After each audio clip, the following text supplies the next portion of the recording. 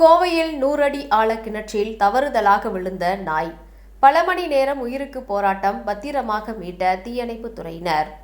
கோவை பேரூர் பகுதியில் 100 அடி ஆழ கிணற்றில் தவறுதலாக விழுந்து உயிருக்கு போராடி வந்த நாயை பத்திரமாக மீட்ட தீயணைப்பு துறையினர். கோவை பேரூர் தொண்டாமுத்தூர் சுற்று வட்டார பகுதிகளில் ஏராளமான விவசாய நிலங்கள் உள்ளன.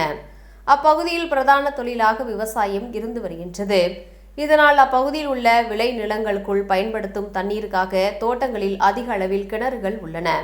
இந்நிலையில் பேரூர் அருகே உள்ள மாதம்பட்டி பகுதியில் உள்ள புவனேஸ்வரி என்பவரின் தோட்டத்தில் இருந்து சுமார் 100 அடி ஆழம் கொண்ட கிணற்றில் தவறுதலாக நாய் ஒன்று விழுந்து உயிருக்கு போராடி வந்தது. இது குறித்து தீயணைப்பு துறையினருக்கு தகவல் தெரிவித்தனர்.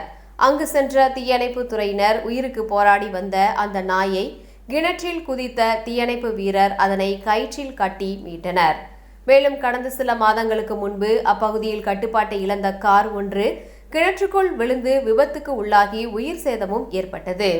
இதனால் அப்பகுதியில் உள்ள தடுப்பு சுவர் மற்றும் பராமரிப்பு இல்லாத கிணறுகளை மூட அதிகாரிகள் அறிவுறுத்தியுள்ளனர். இந்நிலையில் 100 அடி ஆழ கிணற்றில் தவறுதலாக நாய் ஒன்று விழுந்து உயிருக்கு போராடி தீயணைப்பு துறையினர் மீட்ட சம்பவம் அப்பகுதியில் பேசும் பொருளாக உள்ளது குறிப்பிடத்தக்கது.